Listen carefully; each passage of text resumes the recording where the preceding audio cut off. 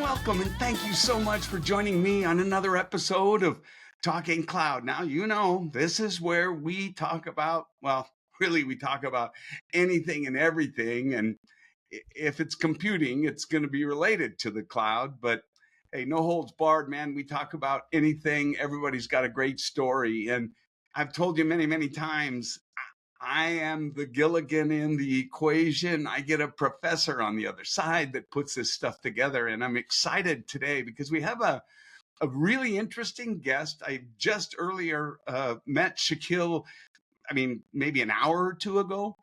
He was introduced by a great past colleague, um, I almost said Ashwin, but it's Ambrish Deshpande. Anyway, I'm excited about this. I'm going to just dive right in. I want you to meet Shikhil Sharma. He's the co-founder and CEO of Astra Security. The website is getastra.com. Is it .com? Absolutely. Okay. So you can check it out while you're listening. And I'm super happy and excited to have you on the program to hear about what you guys are up to. I mean, to be clear, if you look at his background, he's been in this space for a long time. He was a CEO of a company for, I think it was like 14 years that was doing the same thing, but now we got a new spin on what they're up to. So Shikhil, it's so great to have you on the program. Thanks for being here. Thanks a lot, Grant. Your energy is infectious as a start. And Thanks. I'm already enjoying here and super excited to be talking to you today and tell you about my adventures and talk pretty much about anything. We could talk about cloud, security, building venture, anything. I'm super Sure. excited about talking today. And Cool. how about Well, yeah. I want to hear about, I'm really keen. I mean, when you're 14 years in a space, I don't care, pick the space, right? That you're swimming in those waters for a long time. And then you come out with something new and different for that same space. I'm particularly keen to hearing about that. So why don't you tell me a little bit about what you did and what you're doing now? Yeah, I think cybersecurity has this way of kind of pulling people in it, and that's how I actually got into the space. I've always been super interested in cybersecurity and ethical hacking, breaking things, so on. Die hard, right? Mm-hmm. Everyone's that. So that's how I actually got interested in security. And Hmm. one of the first memories is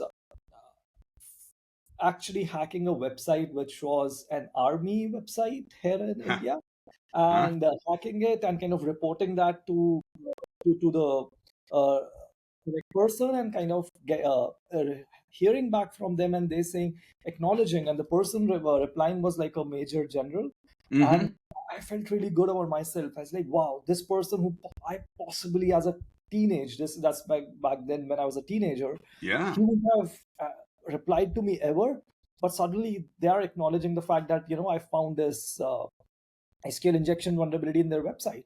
So that kind of gave me a little bit of a power, and That's thankfully, cool. and thankfully it wasn't in the direction that, hey, I hacked a website and stole credit card information, because then I'm pretty sure you won't have invited me in this call, and I would have been Oh no, sitting somewhere else. we'd be talking to you, and there'd just be a series of bars across the front of your face, and the camera would constantly lose its focus because it's focusing on the bars, not the person behind it, right? Absolutely, I think those small It's fascinating that you entered the space, and you really were at a tipping point, right, where you really could have went either way. You could have went black, you could have been malicious, with malice and intent to steal and do bad things, or the path obviously you took, which was, hey. And I think that's fascinating that here, you know it just really shows you should listen to anybody and everybody. Everybody has a voice. You can hear it. That's why I take every call. I think that's the difference. You can say no quickly, right? And that guy could have easily not paid attention, but he did. And that's really cool story. and yeah, you don't know what door leads where, and you miss all the opportunities you do not take, right? All the doors you do not knock. Yeah. Exactly what you said. And there, as a, I mean, that's why even I've seen that when you're so young, and someone you look up to, and you don't have to know that person either. Even I still don't know what did that person look like who replied to me, but the fact that they Hmm. acknowledged me for the good kind Yeah. of helped me choose the right direction. And Yeah. That's great. back then also, it was indeed the wild west of the internet. When, Websites. what year, what year are we talking? This is somewhere around 2010 or 11, somewhere Mm, around that. mm, I was a teenager back then, yeah. uh, and that's where I started breaking stuff on the internet. And back Yeah. then, you could play a lot of pranks on your friends if you knew security. You could do a ton of things, right? It was I was saying, it was a bit of wild west of the Yep. internet. Yep. Rats used to work, remote administration tools used to work. You could Yep. hack websites, put deface pages. Yep. uh, Google dorking was pretty, I mean, it wasn't, Google didn't have enough protections against it. So basically, all the things that a lot of people who are coming up in security these days, trying hack the box and so on, all the things for which they have labs now, back then Hmm. they were possible on live stuff, and they Yeah. Your weren't. lab was that target that had an open port, Exactly. right? And Yeah. there weren't a lot of people monitoring it, and of course, you have to know your boundaries. You won't do something malicious, but at the same time, you could test stuff. And I was at You that could find age. out if you could do something malicious, right? I mean, it's kind of it's not that you would, but it's discovering Yeah, the it's that potential, the national mind. exposure. Yeah, Yeah. absolutely. And You yeah, know I what mean, you're this reminds me of one of my favorite phrases. And as a CEO, I think you'll appreciate it. Where there's mystery, there's margin. oh wow. that, that should be like the tagline of the entire cybersecurity industry. But if you think about the way Yeah. you got into it, right? Yes. You had the mystery Yes. that they Absolutely. didn't. And it was a high value mystery, Yeah. right? And And this is one of the things. It's a fundamental premise, I think, in as new comes out, which is yeah, the industry we're in. Because if you're not eating yourself, you're being eaten by someone else. absolutely. So it is fascinating, right? To think.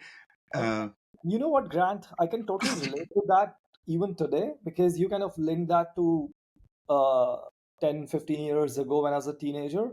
But I can almost relate to that right now oh, also. it's everything.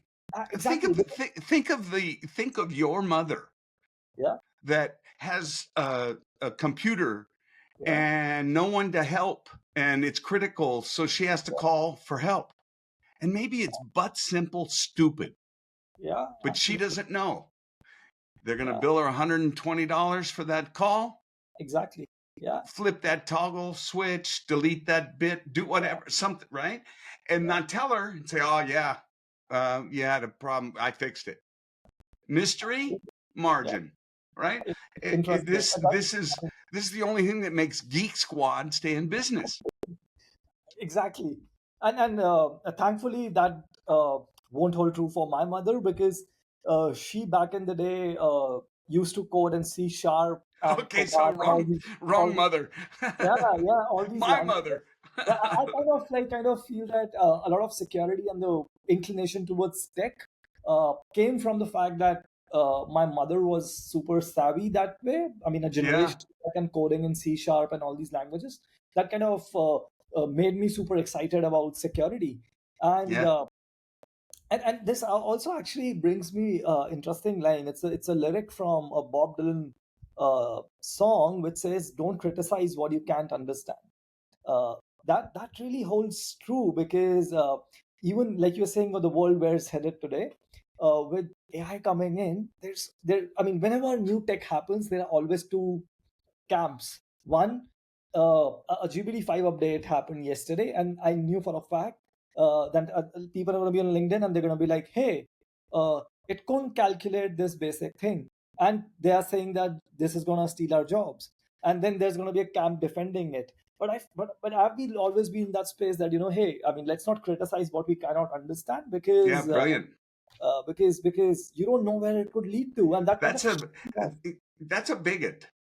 yeah. Someone who criticizes, you could take that, and that's a brilliant approach to, to embrace that, right? And I think that applies. I think of politics, Oh right? yes. I mean, in spades, pick your side, but if you're in that camp, you hate their leader, even though you don't even know him. The only thing you know is his name or her name, right? And so you're spot on. I think And that division is actually the problem, and that's a lot of energy, right? Like I mean, when you're talking to someone who follows football, the European one, like, no, not the rugby the, one, but the the yeah. real football. I wasn't sure if I should be saying that, but It's well. okay. So let's say if someone's, I mean, because a lot of my friends follow it, right? And Mm. they for hours together they'll debate Barcelona versus this versus Manu, and then they'll kind of diss on Manu because they're kind of in rebuilding phase and whatnot. And like guys, like, what came out of it? It's so much emotional outflow for Yeah, nothing. So I yeah, feel, I mean, the same thing that you're saying for leaders, I could relate to that, because I feel it's very important that you choose the battles you fight, because yes. there are only some battles which are worth fighting for Amen. in life. And when you do, you better be fighting it for, like, just kind of winning it totally. For your life. Exactly. I That's mean, how it's it's like, done. absolutely, I couldn't agree with you more. I think, as I've gotten older in my life, which, I, When did I'm that only happen, remind, Jack? I'm only reminded when I look in the mirror. So, because I feel just like I'm ready to go, with all the constant new is so exciting. I love this industry. Um, but I think, getting back to the most exciting things for me are the things that I don't know. Oh yes. Right?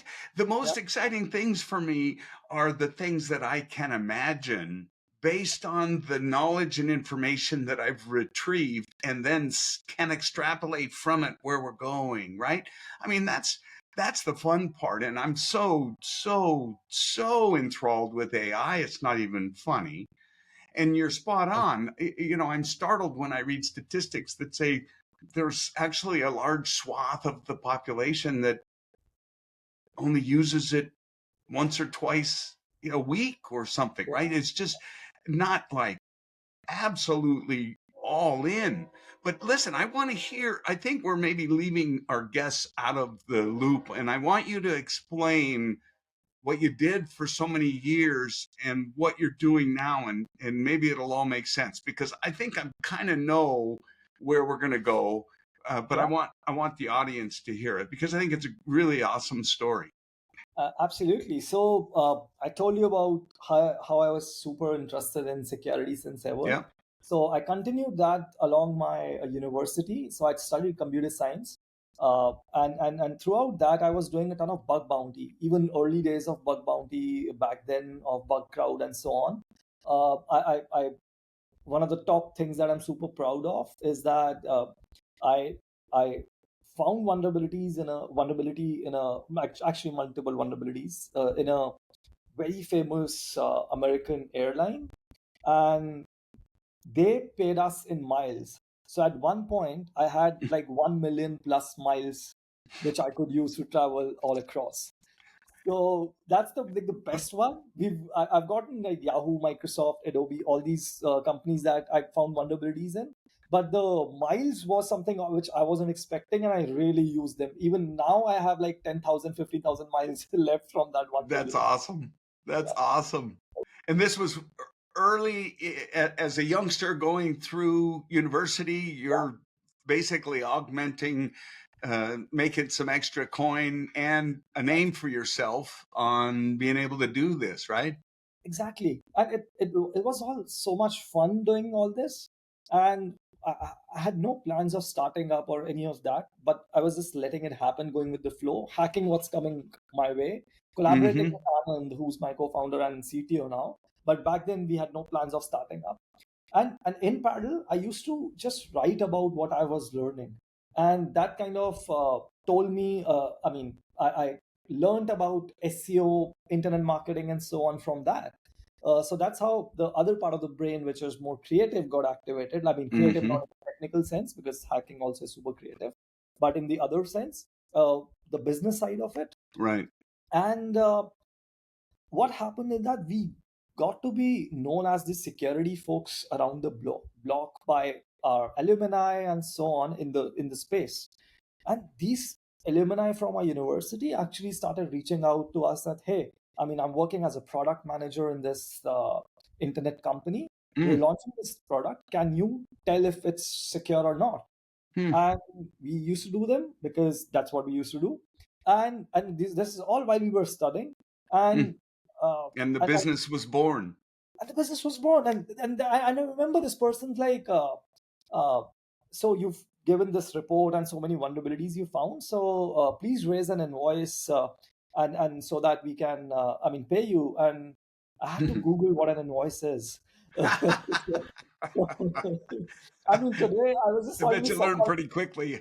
I bet as soon as you said invoice equals dollar signs, right? Or money, whatever. Get used to it. Uh, Yeah. and interestingly, like just last week, I was telling someone, and they're like, "Oh wow, you're super." So, I mean, you literally carry the entire MIS of your organization in your head, and you're very analytical with it. And the very next moment, I was thinking, "Wow!" Just like yesterday, I was this person who did not know what an invoice is, but then, oh wow, that was like 10 years ago. So yeah, that's how we actually the business was born. We built a first SaaS product, which was essentially a runtime security product, a firewall and malware scanning product for WordPress, Magento, and so on Hmm. website. And from there, we that was like an MBA for us. We So that learned, would be like if I was a small company yeah, with a website, I could run it against this to interrogate it to see if I'm like leaving my ass out the window.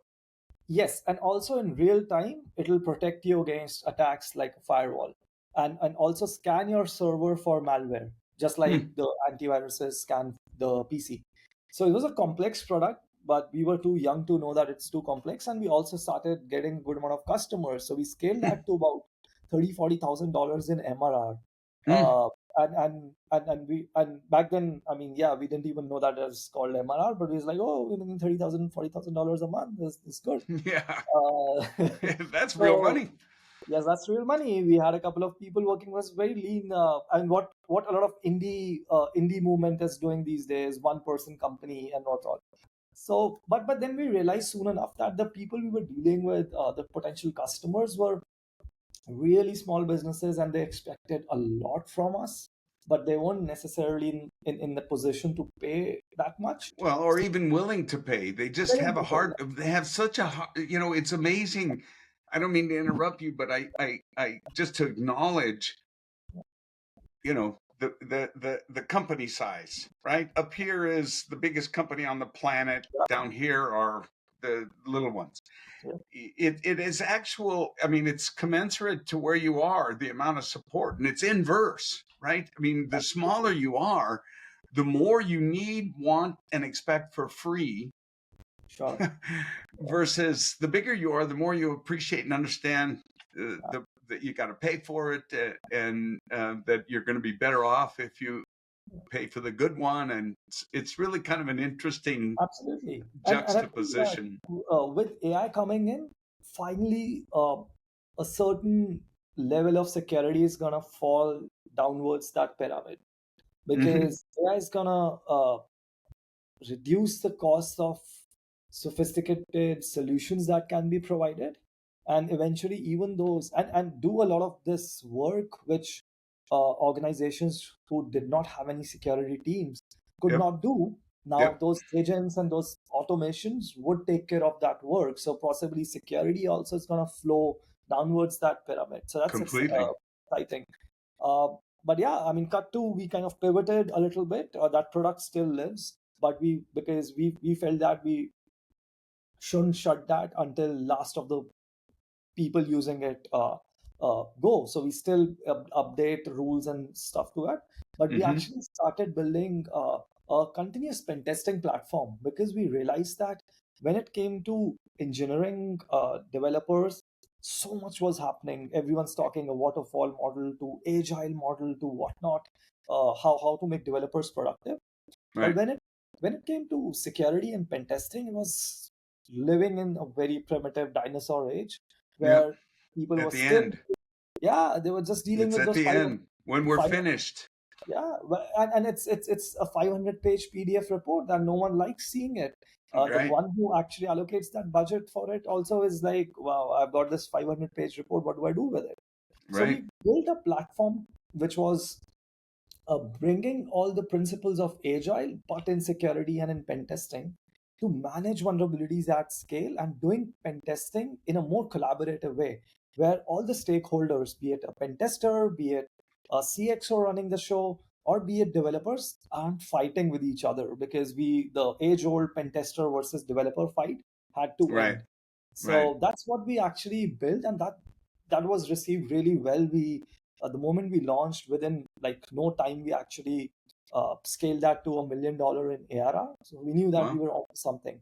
And Yep. then we said that, okay, we feel that we've kind of solved this piece. Now, how about making security continuous? Actually, bringing it closer to developers.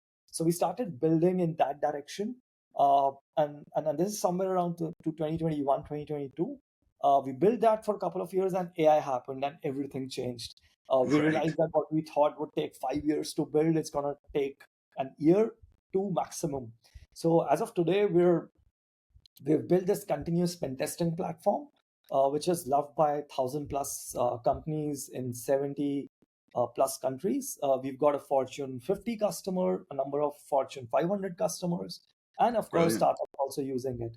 So the platform kind of mimics hacker behavior, mimics how a pen tester goes about finding vulnerabilities, and uses this attack AI engine that we call to actually convert pen tester behavior into detections which are repeatable. And it's always on. So it's always finding vulnerabilities in infrastructure of a customer and integrated in their engineering environment, DevOps or DevSecOps environment. So So essentially, I yeah, want to I want to make sure I'm getting it. I sure. subscribe to your service, Yeah, and essentially, I'm turning on your product to monitor, watch, poke at, identify the vulnerabilities in me, and then report that back. And it's always doing it. And the reason you're doing it all the time is because it's a river, right? It's not a yeah. lake. It's constantly changing, constantly updating. Every SaaS has a new rev that's come out yesterday, or wait, in 2 minutes, right? I mean, that's the world we're in, right? Gone are the days of every 6 months we release a .rev, and every 2 years we release a major release, right? I mean, that used to be the iteration, and it's remarkable today. Now, there, my mind's eye sees a clock that used to have huge gears, Oh, and wow. now there's a Yeah, million teeny ones. yes, absolutely. the, And, the the clock is not changing how fast the time is. A second is still a second, but what's happening underneath is it's a lot radically more. different, right? Absolutely. And all of those moving parts have to be checked all the time, and that's what it sounds like, if I get it right, what you guys are doing. Is that right? Yes, absolutely. And you keep giving these stories and analogies which I want to steal. Clock one, You can have clock them, one. brother. Yeah, I can't help it. That's just how my brain works, and so I It's go amazing. there. Uh, I um, think, yeah, the clock one is amazing, and that's exactly how it is. I remember I was talking to someone who mentioned that in the early SaaS days, the software used to be sent in drives, in disks, to Yeah, get updated on the customer's infrastructure. sure. It's as if you're walking the software to the place. And now, Sneakernet, baby. yeah, exactly, right. And today's world, we are vibe coding hundreds and thousands of lines within 2 minutes, right? I know. So it's crazy. It's crazy It's the way it's attack surface is also increasing. yeah. Yeah, It's like literally in 2000, the early days, which I was in, it was like a sundial. Still told time, but yeah. that's how complex it was. It was a stick in the sand, and Yeah. you watched where the sun went, right?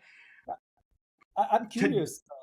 Back in 2000s, because I remember is I was super young, yeah, but I back then I wasn't. remember. Sorry, I sorry. said I wasn't.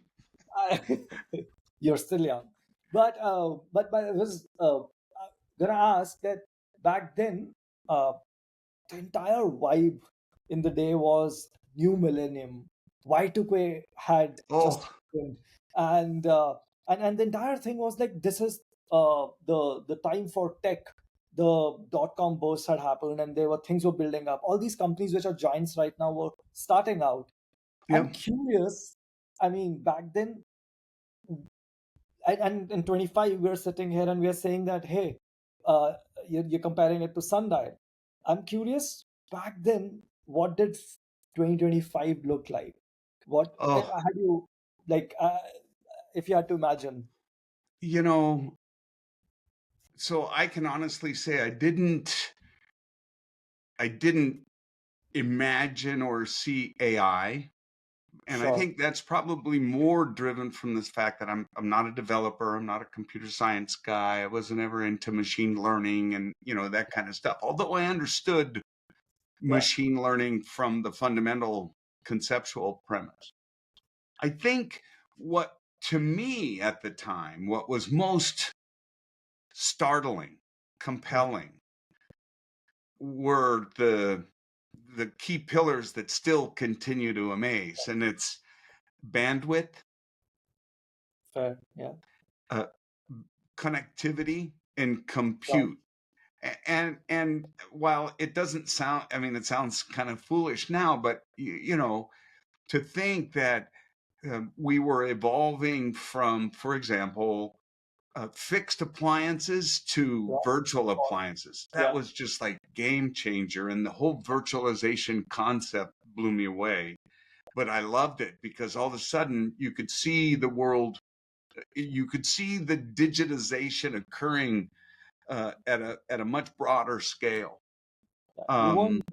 I mean, I'm guessing the fact that we weren't tied to those wires anymore. It felt like we could fly. Huge transformation was but what I saw happening, and this was, one of the things that's a benefit, I think, sometimes for me, Shaquille, is that I haven't uh, had that formalized training, so my perspective's different, It's more right? dreamsy. It's more Yeah, imaginative. and when I bought the company back from MetaInfo, we did DNS DHCP, and I had, and remember, I'm a Gilligan. I don't know how to go out to the C prompt and self-assign an IP address and a mask and subnet and all that. I understand it all, but that I'm not deep technical. Sure. And this was a time when we were all wired. And if I had you into my company, and I'm a any size company, but now I got a network, all the ports are live, and you walk in with your luggable laptop and you're going to Yeah. give me a demo, and you plug in and you release a virus onto my network. This was common, and before Wow. Cisco introduced network access control, NAC, Yeah. right? Wow. Yeah. So since we were doing DHCP, I thought, man, why is it that somebody comes in, plugs in, and they get a fully routable address on Yeah. my network? Okay. That Yeah. seems kooky. That's like letting someone in your bedroom. or is that too in much? in your home Yeah, home at least. Yeah, 24/7 anytime they yeah, want, come and go as you want, poop, pee wherever you want, whatever. And so, we had this what you go into a hotel today, it's you get an interrupt until you authenticate with your room number, right? And sure. that's in some database, and it's just a shim between that initial network versus a network of one, right, with a Yeah, full mask, and you're sitting uh, in a bubble. Well, we had that, and I remember I told Steve, our director of development, I said, "Man, I want to make this." And he goes, wow. "Well, that's fucking stupid." Oh, And I went, "Why?" He says, "All you got to do is go out to the C prompt and self-assign an IP address. I mean, it's stupid." And I yeah. said, It's so "Steve," simple. Why would anyone want a service for it? and I said to Steve, and remember, we're talking 2002, 3, okay? I said, "You know how to do that." Yeah. But did you know that in 1995, I have this stat in my head. In 1995, there were 16 million users on the internet. Wow. Think about that for a second. Wow. 16 million. So Yeah. suffice to say, when we got to 2003, we hadn't really hit that hockey stick yet, Sure. right? Sure. So we were in the what, 25 million, whatever. Not enough. It, Yeah. it, but that was when I had this, like, gosh, man, why can't we control access to the network at that Wow. infrastructure level? Sure. And now I told Steve, I said, yes, you know how to do this. The growth of the internet is going to be exponential, but Sure. most of the new users, Wouldn't know this. Yeah. they're going to plug in, see their hard drive flicker, and then they can get to eBay or to Facebook or whatever it was, what MySpace, which was the thing, right? Yeah. And so I said, what this would do in the security context is you'd remove all of the unintended, Yeah. right? So you would be standing alone in the field because you were the intended trying to break in, break out. You know what I'm saying? Not you Right. specifically, but Yeah. but you Yeah. with your Sure. sophistication, that's and that was.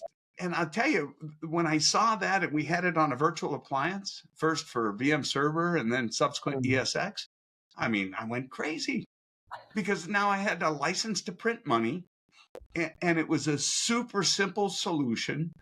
And I mean, it took off. And Wow. then Cisco announced NAC. And I kid you not, I'm not ashamed to admit this. My business almost went under. It Yeah. I can imagine. froze my Wow. sales Wow. because the behemoth Cisco says, "Hey, we've got network access control." And I'm just this little small guy who came up with a way to, jerry rig Uh, ISC DHCP. I used to have a David Letterman top 10 that I would say, "You've all heard of NAC, yeah. right? Network Access Yeah. Control." No, it's not available currently. Nice attempt, Cisco, to take over the market. So I mean, I would take Wow. some jabs because I was shipping and available. But anyway, so the whole point, we're back to where there's mystery, there's margin, Sure. Oh, right? yes. Exactly this. Yeah. I mean, because in the grand scheme of my user base, let's say I have 3,000 users, and what, 10% at that time, maybe 20% would know how to self-assign. Sure. More today, 1%, right? I mean, that number is so much smaller. Um, I can and imagine something like that. Oh, sorry. You're saying no, something. I'm finished. I was just babbling on. I don't want to talk over you. You're my No, guest. I'm not I was saying supposed to I be can telling totally stories. relate what you were saying happening in today in AI world, right? Where people are saying that, hey, I mean, I don't think AI would be able to do this, or AI would not come for this, and only X percent. I mean, I'm the special case that I know this thing, I would not be able to do. And usually, it happens a lot with traditional industries. I mean, traditional industries, which are like kind of the backbone. Yep. We're talking financial, we are talking lawyers, we are talking uh, medical I industry. just was talking to a guy. He Yeah. runs the entire IT organization of a 130-year-old water products company. Oh wow. Okay, fire Wow. hydrants. Oh I mean, wow. Okay. their their their business is getting to the distribution of water, right? Sure. Yeah. They don't make the water, but they're the Controlling yeah, largely. Yeah. and they have a ton. But just imagine that old. Yeah. I mean, It's they're crazy. not high tech. Fire Yeah. hydrants haven't changed a whole lot, Sure. you Yeah. know. Fair enough. Yeah. But So but but even for these folks, at least the ones that I said, I've seen financial agents coming in with AI who are helping investors with a better due diligence, with better analysis of industries. They're helping lawyers. We've got a ton of customers in this space. They're helping lawyers with secondary research around their case, whatever they're working on, because yep, lawyers have to go through thousands and thousands of documents depending on yep, the type of case they have. Same as with healthcare professionals. They're always upskilling. They're always learning about new stuff coming in, and yes, helping here. So what yep. crazy? I mean, the thing is that like these industries, which were pretty much the same for years, are now changing massively. Massive transformations. And with AI coming in and security angles becoming even more crazy, imagine Yep, uh, you're a healthcare professional using a solution to suggest work you through some, let's say, cure of some disease that your patient's going through, yep, and that agent has been hacked or some bias has been introduced in it by yep, a state-sponsored actor. yep, Because tomorrow, let's say X country is fighting Y, they're gonna they're gonna like first hack this AI, and they're not gonna do it overnight that hey, you're hacked. They're gonna introduce certain biases in these AI systems, and yep, eventually doctors of this nation start suggesting a particular drug which shouldn't be suggested, which yep, doesn't go against this population. yep, So imagine the kind of, and in future certain amount of prescriptions who knows AI is giving. So when it comes to what future holds and how security uh it's gonna like how consequences of not being secure are gonna look like, yeah. it's disaster. It could be totally crazy. Excuse me. How much? It just kind of came into my mind. Excuse me. Sure. Security is always in the context of blocking, stopping, keeping out, Yeah. right? Um, but another context of security is truth. Yes. Okay, Absolutely. right, and I think that's under siege. More truth, genuine, factual truth. Yeah. I think uh, is going to continue to be something we're going to have to look for and challenge for more than we have in the past. I mean, we were talking about this, I think, a bit Yeah. earlier, right? On the authoritative posture and view, the sycophant authoritative Yeah. posture and view of AI is, I'm going to pamper you and kiss you and tell you you're the greatest and whatever you want to hear, and do it with such authority that if you don't challenge it, you're in trouble.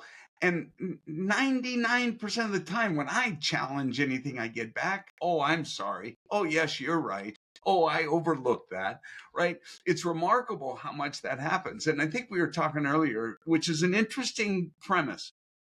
Because it's going to change a lot. I mean, the consequences of what you're saying, we're going to be seeing 5 years from now, where there's going to be a generation of people, uh, of people who are super young, who are gonna start with AI first. like people who won't even Google in traditional sense how we do.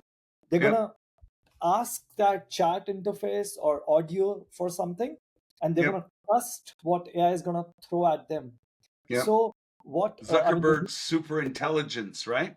absolutely, This is going to be my expert, knows me, knows my choice, my preference, everything. right? I mean, I think that's also an interesting premise.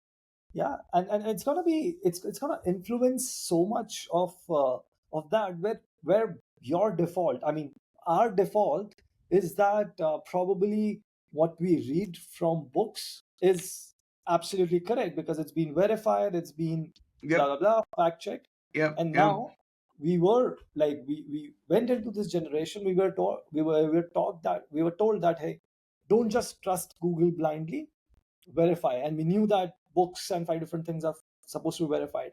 But this generation, their fallback is going to be at max Google in traditional Yeah. sense, Yeah. which They're isn't not that going good. to the bookshelf. Yep. Not You're even to the right. bookshelf. Yep. So You're that's going right. to change But a lot. we were talking earlier, and I want to just discuss this a little bit because I do think it's an interesting um, premise. So, and for context, I was just watching Hinton and him again reiterating his belief that there's no society that he knows of where there's a lesser intelligent species that controls a higher intelligence. Okay, Yeah. so when you just extrapolate where we're going in terms of Yeah. overall intelligence, in a few years, AI's beat Uh, us hands down. I mean, now it's on the bubble with some of the most brilliant minds, they say. But and there's, I don't want to get into the shortcomings of some of the other aspects of it. It's more the fundamental premise that it's accelerating, that it Absolutely. is just getting. But um, like we were talking about earlier, Yeah. they're so authoritative, confident with their position and answer Yeah. that people need to learn how to challenge it. And we talk, if you were sitting with a 6-year-old girl and a 6-year-old girl made some statement emphatically that Yeah. was just wrong or inaccurate, you wouldn't think twice about saying, listen, honey, that's not right. It's this way, right? But if you're sitting with a woman that's 5 years your senior and very articulate, Yeah. and she makes a statement that you also feel equally is incorrect, wrong, off, are you likely to respond with the same vigor and assertion? I would think not. And I think that's the interesting dynamic. What do you think? Absolutely. I mean, that's the thing, right? Giving the tools, I mean, it really depends on who's actually in whose hand those tools are, because it comes down to that. I mean, even if I was in that situation, even I'll think twice. The first would be to actually let me verify uh, if I'm placing it right, before actually going back and telling this person that no, you're wrong, right? Right. And that's something not everyone does. When you're in that room, you're Mm. like, let it pass. Yeah. And Yeah. when that happens a lot more, you kind of collectively make a lot more wrong decisions. Right. And It's like bowling, right? yeah, exactly. When you throw a ball and you move just a quarter, your foot is like Yes, the yeah, space of a quarter at the yeah, other end, throwing the ball exactly the same. It's 3 feet, right? absolutely. So Yeah. sorry, And another analogy, but it's no, but that's a nice one. And interestingly, have you seen this show called Travelers? It's a I I've Netflix. seen the advertisement, but I haven't watched it. Is that the one where they kind of just bounce through the multiverse to different places? Yeah, it's something like that. But they've got like 3 seasons and it's done. But I mean, I've been thinking about that show a lot because I feel it's that's how. I imagine the direction AI is gonna take, because what happens in that show is, like, in the context of what we're talking, these people come from the future into 21st century, and they are controlled by the director. And for the first season or so, you feel that the director is supposed to be a person, but turns out director is a really intelligent AI that has figured out everything that's going to happen in the world, and based on various permutation and combinations, Now you it's got me given, hooked. yeah, I'm it's going to be given, going and looking on yeah, that. What is it on? Is that a Netflix? it's on Netflix, yeah. Okay. Yeah. I'm going to get on that. Sorry, I didn't mean to interrupt, but you hooked me. Yeah, absolutely. I mean, it's one of those shows. I mean, it's one of those things that which seems a little too practical, the way they've actually portrayed the use of AI. Otherwise, I mean, we've always got Black Mirror, which even I feel now all those Black Mirror episodes are also kind of getting true. There's Yeah, always, I look out for these posts that it's true. that these guys know that how many of that Black Mirror innovations are now true, and what startups are building them. I'm It's true. like, wow. There's a funny show um, on Prime called Upload. Okay, okay. I've Have not you heard. seen it? No, no, Okay, if you have Prime, believe no. me. So it's funny, um, but it's an interesting premise, and it's the whole notion that everything that's in my brain, Uh-huh. you know, i- let's say that I get in some accident or something catastrophic, and I'm going to be dead. Ah, I see. Yeah. I can upload Wow. if I choose, and now I'm living forever and I'm uploaded, Yeah. right? Uh, But the funny part is, mm. based on how much money you have, Oh, determines the resolution of your reality. oh, So, wow. so if you're wealthy, you go to this world where everything's in, 1080p. I Yeah, mean, it's HD, just super. brilliant, right? 60 frames a second, right? But as you go down in your status, at the lowest level, you're 2-bit, black and white, right? And Yeah. you literally stop and freeze like the packet stop until the beginning of the next month if your bank account is out of money. Wow. That's crazy, and it's It's fun, but it gets better because the guy who dies, he's a software developer. He actually oh, gets killed by this autonomous vehicle that gets, taken over by somebody else.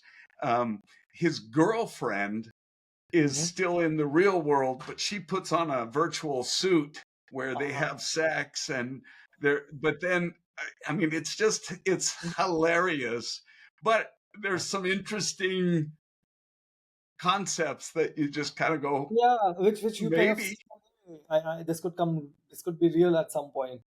What's that Yeah. show? There's another one now. I've watched it. And I can't believe I forget. It's where they're called.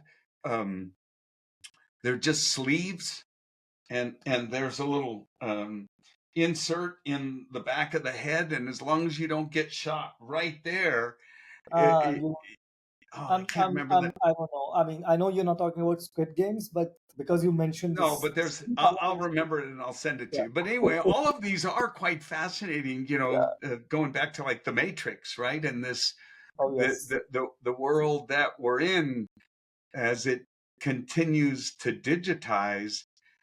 It speaks. I think we talked a little bit about this. What's really just going to become so valuable is what we're doing right now. Oh yes. You Absolutely. know, Yeah. talking, laughing, saying stuff that get your heart to ping a little, remembering things. I mean, that's what I think is really going to be the differentiator as we move forward, and making sure we remember not to cocoon, not to see an enemy, right? That we're actually talking and interacting with people. Absolutely. I mean, more real, right? Feeling.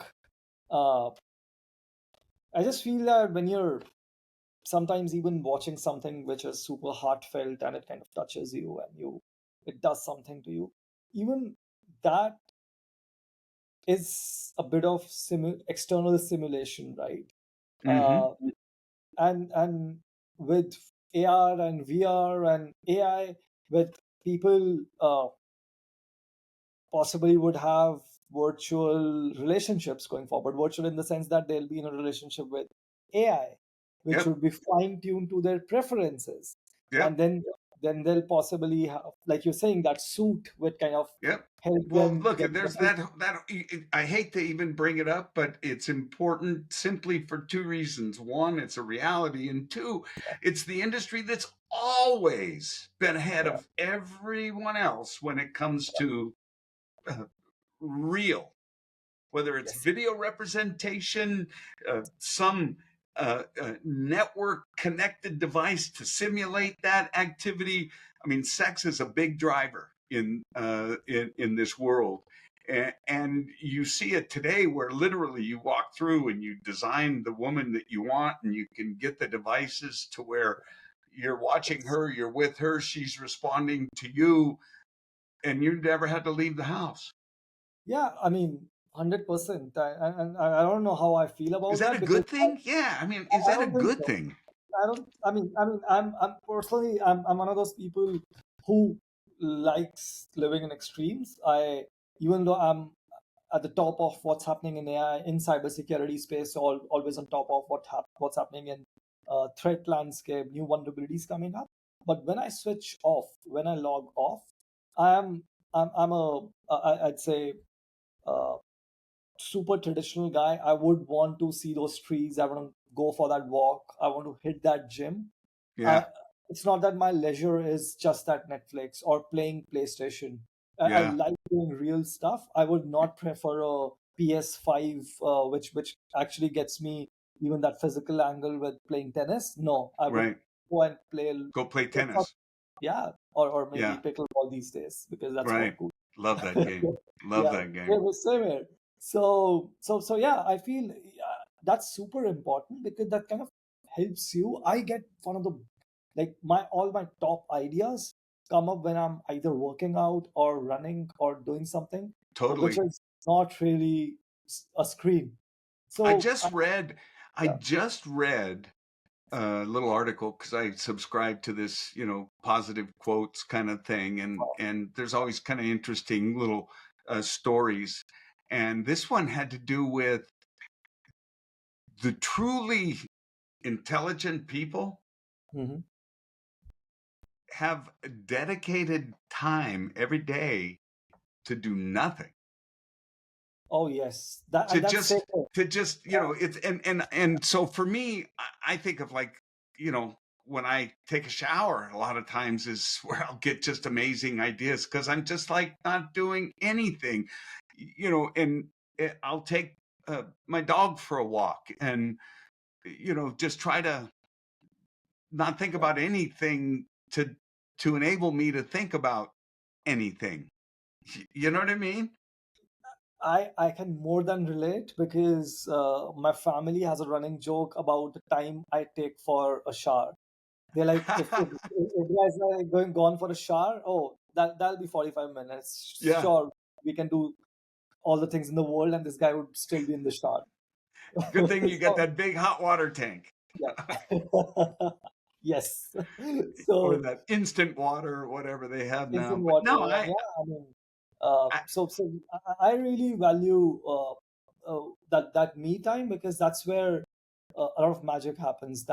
totally. That's where that's where you're kind of processing what you've consumed, and the Yep. brain's subconscious is like you're more in touch with Yep. yourself, right? And So super I got a important. question for you, buddy. I remember sitting with my dear friend, he in Tel Aviv, I here at home, and I was just shocked and amazed as we were talking. He transferred to me, and I received over 1 megabyte file. Okay, I'm just giving you some context. That was amazing to me, right? So here we are today. While maybe not the exact same ways or processes, Moore's law is still continuing, right? In Sure. terms of bandwidth, connectivity, I mean, my new house is going to have 2 gig that I'll get for like $80 a month, right? Yeah. I mean, unbelievable. So, and we know just from reading the headlines on what is going on with ARM, NVIDIA, Sure. that whole space. I mean, unbelievable. Then you look at quantum that's on the horizon. It's real, qubits and all of that whole Yeah. unbelievable world. And it's all, and then of course the ever famous 2 letters AI, Yep. right? And whether it becomes AGI or whatever, but I'm seeing all these coming, right? And you and I both have been in the business long enough to be able to try anyway to stop and let's just lift our head up 10 or 15 degrees Yeah. on the horizon. Yeah. Let's go 5 years. I mean, earlier you were talking about 25 years, right? I mean, what's what's it looking like? Just, I mean, as all this comes together, as the threat of encryption as we know it being broken and totally gone, the fact that we've got the capability of creating at that time any video, any picture, any voice of anybody, anytime for as long as you want it. All you have to do is type the words you want them to say and express the emotion that you want them to express. And I'll either talk in a Yeah. very monotone voice or I'll talk very passionately, but it'll all be directed by what. Okay, so what's going to happen to truth? What's going to happen in the larger context of the world and cybersecurity and the hyper connected stuff? What's the world look like to you, young man? Uh, it's a very interesting and very important question you asked. I know you've asked this in the most energetic and it- Hey, it's listen, a I don't have. It's a tough yeah. question. You asked it very animatedly, but it's a very Oh, uh, tough question to answer. Uh, I just see. I just we get myopic in whatever space we're in, right?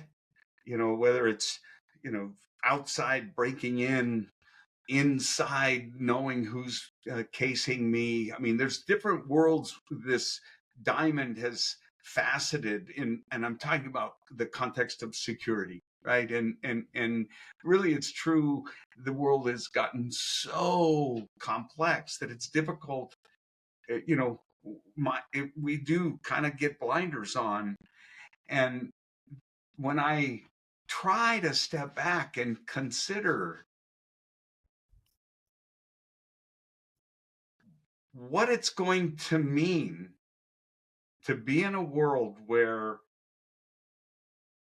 all the rules are changing. I don't have to write code and care where the data resides, right? I mean, and I just am fascinated. I wish I could live to be 200 to really see how this evolves. Um, uh, Grant, I mean, if you ask me, I won't suggest you do that. Even I'd not suggest for anyone I love because we're the last generation that saw pre-internet phase yep. and internet phase. And now we probably would be the last generation which will see the pre-AI phase and then the AI, post AI phase. And people are going to crave to not be around tech, Hmm. and it's just not going to be possible. Of course, Hmm. there'll be someone who'll say that I'll put you in a more greener environment, something which has a sound of water flowing and all those things.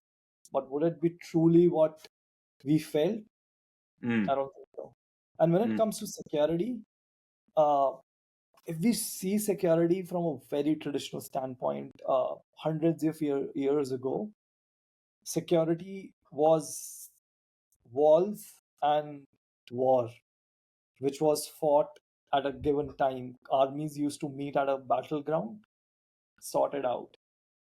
Then tech happened. It was on land, air, all the places where it could be, and it used to be uh, run in a very specific period of time. That 19, I don't know, 19 to whatever 45, we had World War One and Two, all those things. Yep. 1914, I mean. So again, that's how war and security were seen. And then sometime later, after the during the World War Two, cryptography came in and encrypting of messages and so on. And now Yep. with quantum computing, we are seeing that we'll be able to break a lot of algorithms, including the most strongest ones. Uh, However, and right now in post 2000s, we've been talking runtime security versus preventive security, which is runtime is one of them is preventing you 24/7 from attacks. Other one is kind of help uh, being more preventive in nature, where we're telling you that how it can be hacked. I feel in future, not so long ago, you mentioned 5 years, I think less than that, it's going to be both these forces of good and bad, which are the premise of security, Yep. would be fighting those battles 24/7. It'll be always on. Yep. That is one thing that I'm super sure of, that it'll be how intelligent adversaries, hackers are actually making their systems, and how intelligent your systems are. But Yep. that battle would be on 24/7, and not the way it is on right now, in a very different, more complex attacks Yep. happening every time. So that's Yep. one thing that I'm very sure of, where the world is uh, going. Yep. And a lot of cyber security all these years was limited on towards the internet and people who are logging into this www dot world wide web. I feel going forward, cyber security is going to have a lot more impact on personal lives of people if a security incident happens. Until Mm. now, it was all uh, a web app getting hacked and Right. Ashley Madison and whatnot, that your Right. personal life is getting affected because, I don't know, you were on this app uh, which allowed you to cheat and whatnot. But I Right. think now the consequences are going to be much more. It's going to be your pacemaker, which is connected to internet, Yep. and someone's actually kind of controlling your heart from Or your somewhere. insulin pump Your that insulin you pump. have, that's same Yeah. thing. Yeah. And I, that's how that this entire cyborg angle comes into the picture of mm-hmm. humans and machines connectivity. It's still, I don't know where we are on there, but I feel the fact that cyber and cybersecurity is going to have a lot more impact on human lives, even if you aren't part of Yep. the internet, still it's going to impact your life a lot more crazily. I've got one for you. This is something I've thrown out, and I believe is true, but I always like to throw it out there. So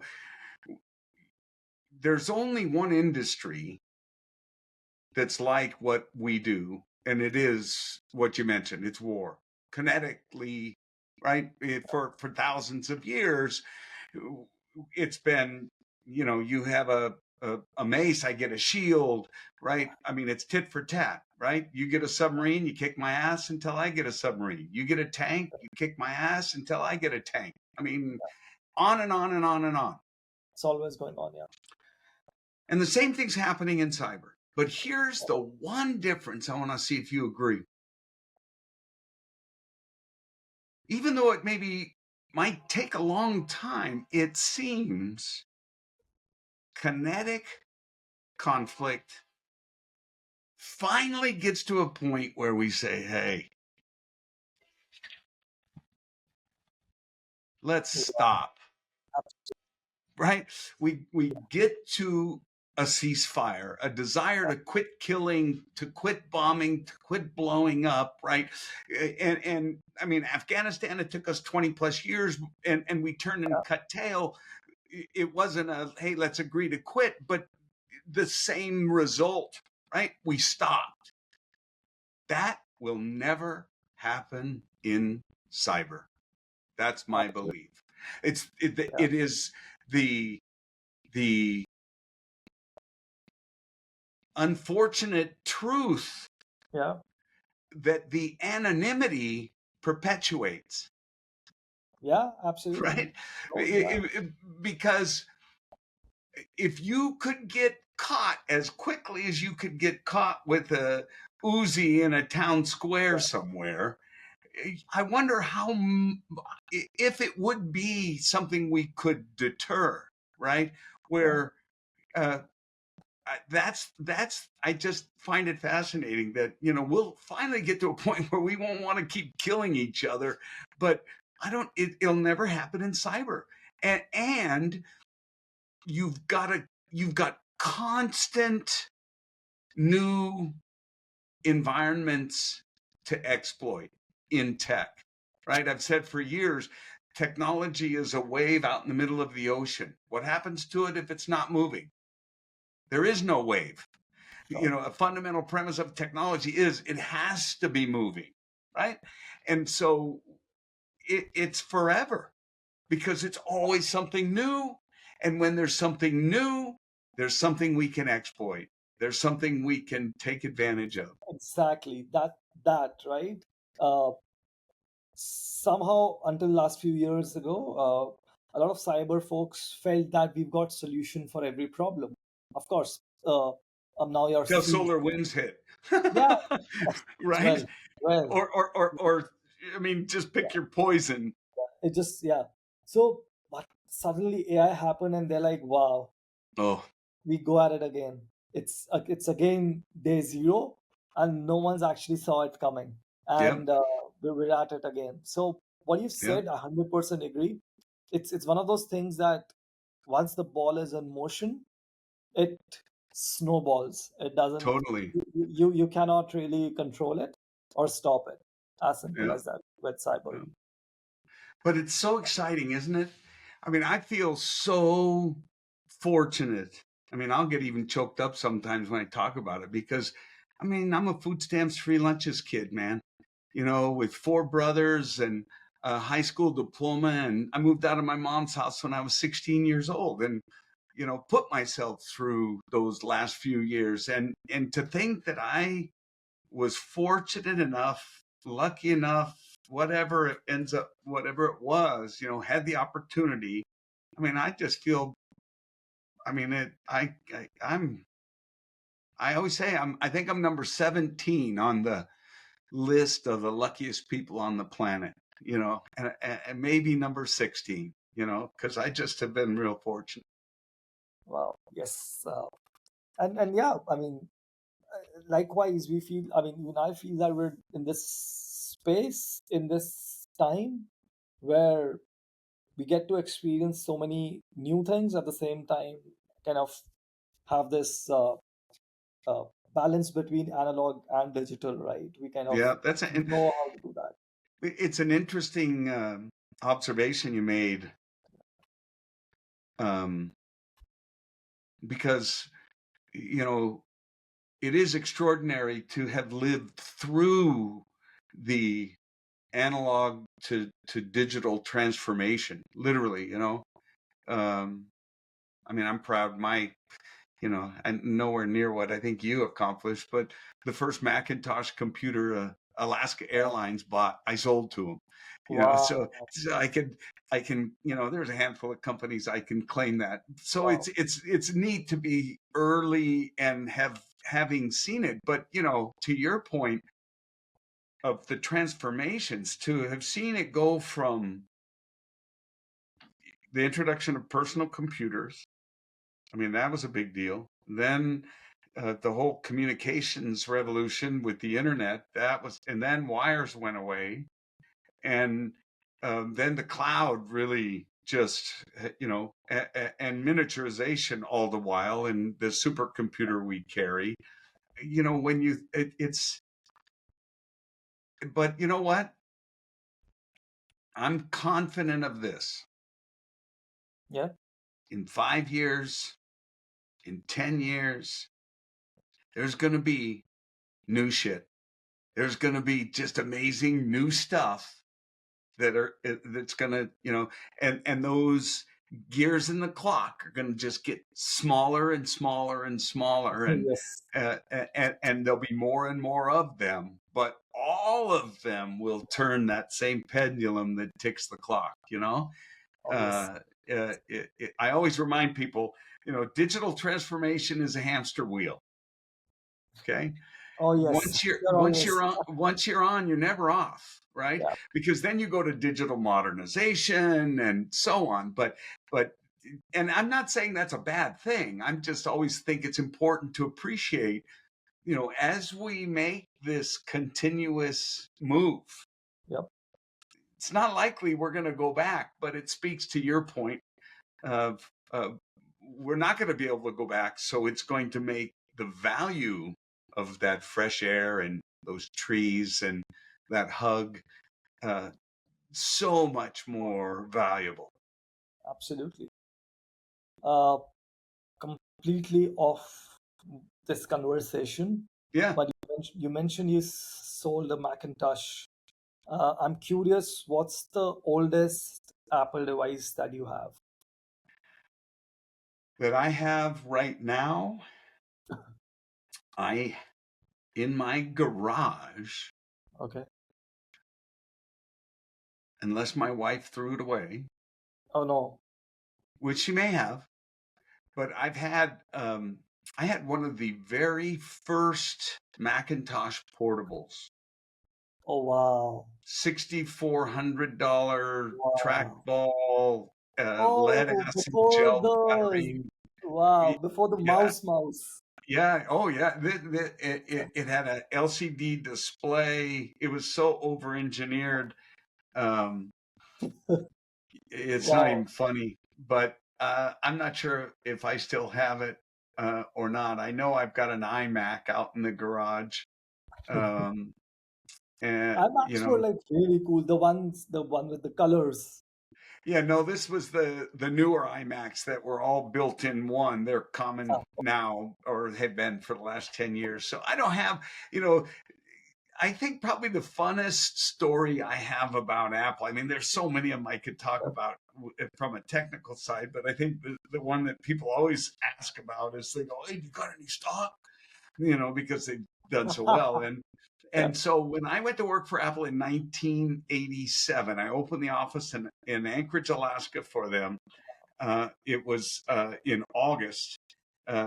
My start date or September, and I received 480 shares in my first grant, and amazing. it was 120 shares a year. Sure. Over for. The first quarter vested fully, and then the balance was every month. Okay. You'd vest whatever fraction of the 136th of the remaining, right? Now you have to understand, we're talking 1987, long, long. This is before the iPhones. This is back when they were really kind of in the downfall. And I mean, I think the price was probably 20, $30 or something, right? When I Oh, got it. Well, fast forward to about 10 years ago. And I left Apple in 91. sure. Um, you know, it, that stock has since burned through me and my pockets and my bank account. And I'm like, I don't have any stock in Apple. About 10 years ago, maybe 15 now, I go out to my mailbox and there's this nondescript envelope that's got a little window with my name in it and a P.O. box as a return address, no name or anything. Weird. And I open it up and it's a form letter that's all pre-printed except for my name. So it's Dear and my name, Grant Asplund, right? We've been trying to, form letter. We've been trying to reach you. You have, and then there's a space, shares with the S in parentheses of Apple stock, and we're notifying you that we have it. Wow. 1 shares. I had 1 share of Apple stock. And I Oh, laughed out loud and I said, oh, no, this is so funny. And it's being held. Now, it was an offer for me to be able to request the certificate for the stock oh, so I could have it, or I could just choose to leave it in yeah, shareholder relations. And I literally laughed out loud and I told my wife, and I said, I'm going to just leave it. Hopefully, this will be a story like, Standard Oil, and I'll give it to my you're grandson. gonna And pass, exactly, you're gonna pass it on. yeah, and he'll be able to say, my grandpa had 1 share, right? Well, Wow. today Yeah. it's 112 shares. And what's Apple trading at today? Oh, wow. So they've split. 220, Yeah, I think it's 220, 228. I mean, they took a bit of a surge recently. So, I mean, it isn't going to buy me a new house, but it's like 25K, give or take. yeah, And if they can ever do anything with, bringing back innovation, rest in peace, Steve, it would be awesome for them to do something that, I mean, Cook is a little bit warming up. I mean, I've heard rumors yeah, where it's like, okay, come on, man. You've been running a good company, but where's the Apple innovation, right? yeah, Ivy's gone, Steve's dead, yeah, you know. Because if you think about what that guy did, man, if there is anyone as a young entrepreneur that I would just like idolize and look at his view of life, one of my favorites is, if there's anything that should motivate you to be willing to go out and try and change the world, it's to know you're all just going to die. yeah. I mean, no better motivation, right? I mean, take risks, do whatever you want to do. What's what's You- what's going to hurt? Yeah, We get too caught up. Man. Life is about living because we're just going to die. absolutely. I think live every second of it and do what where the heart is, right? Amen. Yeah. Amen. Like getting a chance to meet people like you and talk with you halfway around the world for an hour and wish that we could go for another 5. Oh, absolutely. And I'm gonna see you whenever I'm in the US next, hopefully in Yes, a couple of months. So let's catch up. definitely look me up. I really enjoyed this. So tell them who you are, tell them how to find you, and give a plug for the company. Oh, absolutely. So yes, I'm Shikhil Sharma. I'm the founder and CEO of Astra Security. Astra is one of a kind continuous pen testing platform that helps you uncover vulnerabilities in your infrastructure, in your How do they application. find you? What's your website? The website is getastra.com. So Simply. it's getastra.com. Absolutely. Okay, Yes. awesome. So, This has been awesome. I'm so glad. Ambrish, thank you, brother, for the introduction. Santosh. Shaquille, namaste, man. I appreciate you coming on, and it's great Namaste. talking with you, man. Likewise, Grant. Love the conversation. Cool. Well, I'm looking forward to hearing about Astra and how you guys are continuing to change the world in the world of pen testing. Check out getastra.com. Thanks a ton, man. I really appreciate it. I really enjoyed this conversation. It was a blast. Ladies and gentlemen, I hope you enjoyed it too. I always am the lucky one in this equation because I get to meet amazing people like Shikhil and have conversations like we had today. I hope you enjoyed it. If you did, please like it, share, subscribe, tell your friends, and we'll look forward to having you back on the next episode of Talking Cloud. Thanks very much.